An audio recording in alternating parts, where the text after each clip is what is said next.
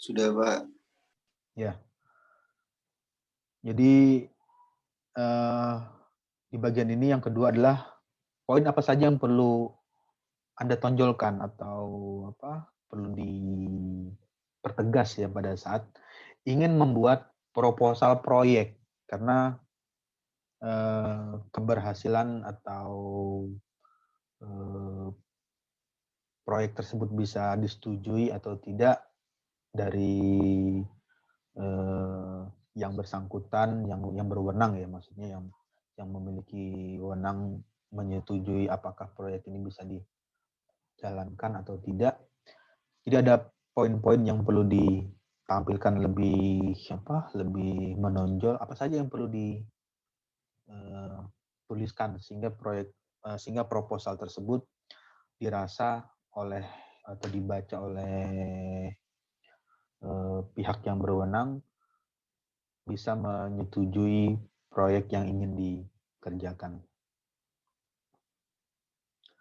Lalu yang ketiga, dalam tahap proyek mana biasanya dibutuhkan paling banyak effort. Effort itu biaya. Nah, jadi pada saat misalkan proyek jalan tol atau proyek bendungan, nah tahap apa yang paling banyak membutuhkan pengerjaan, yang paling banyak membutuhkan biaya? Itu yang perlu coba nanti Anda ceritakan. Misalkan Anda ingin mengerjakan proyek bendungan atau pengerjaan proyek membangun gedung atau proyek membangun perumahan atau proyek membangun jalan tol atau proyek membangun pembangkit tenaga listrik misalkan, atau proyek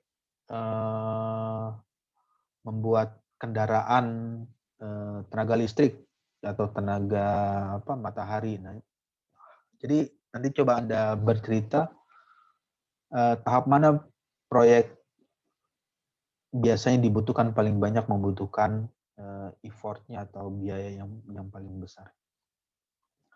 Lalu yang keempat, apa saja yang perlu ada dalam kualifikasi manajemen dalam proposal proyek, dan dalam tahap proyek mana tingkat ketidakpastian paling tinggi. Yang dimaksud dengan ketidakpastian itu pada saat mengerjakan proyek tersebut seringkali pada bagian ini pengerjaannya itu nggak pasti atau nggak jelas. Maksudnya tidak terstruktur dengan tidak tertulis atau terjadwal dengan jelas. Misalkan dalam proyek jalan tol atau proyek membangun bendungan atau membangun gedung atau proyek membangun pembangkit listrik. Jadi ada tahap proyek di mana tingkat ketidakpastiannya paling tinggi. Jadi ada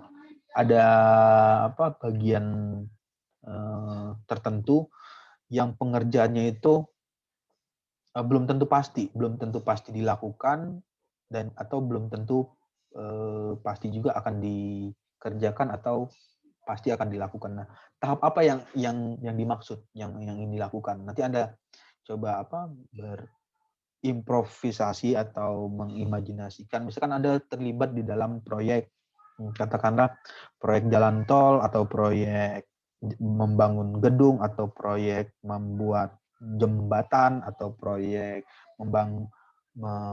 membuat pembangkit tenaga listrik atau proyek membuat kendaraan ramah lingkungan dan lain sebagainya.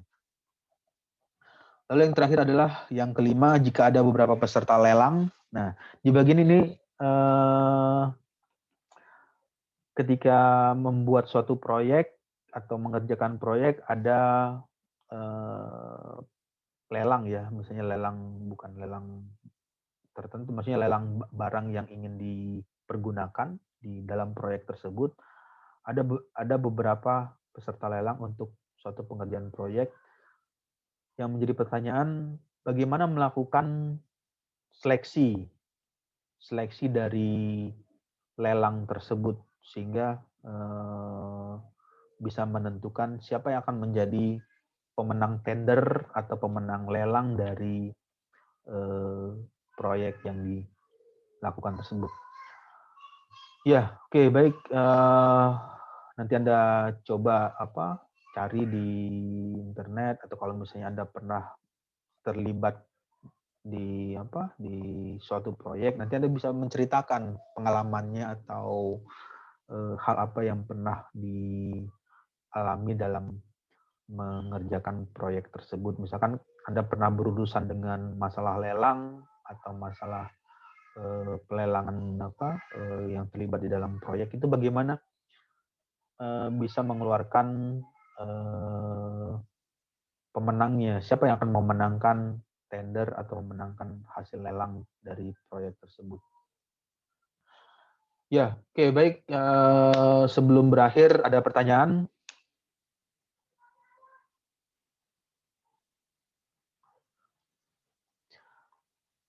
Ya, kalau tidak ada pertanyaan, nanti Anda coba cari ya di literatur untuk tugas tersebut. Kemudian berakhirnya waktu, maka berakhirnya juga perkuliahan untuk manajemen proyek. Nanti untuk materinya Anda bisa membaca kembali dengan cara mendownload di Edmodo untuk materi PowerPoint-nya.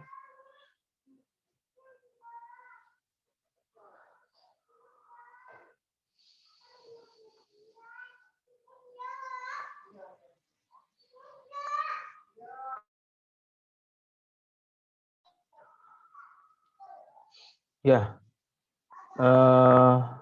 sebelum kelas berakhir, tidak ada pertanyaan ya. Kalau tidak ada pertanyaan, mungkin saya selesaikan untuk pertemuan minggu ini untuk mata kuliah manajemen proyek.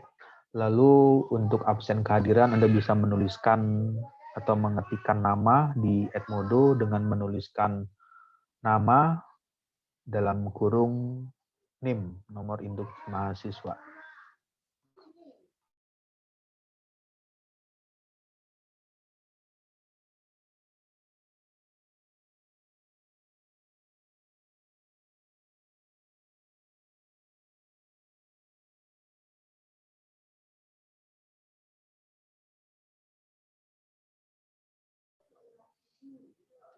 Ya, kalau tidak ada pertanyaan untuk kelasnya secara virtual saya tutup ya. Oke, saya ucapkan selamat siang. Wassalamualaikum warahmatullahi wabarakatuh. Waalaikumsalam warahmatullahi wabarakatuh. Terima kasih, Pak.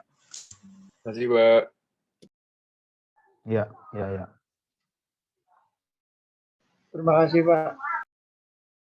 Terima kasih, Pak.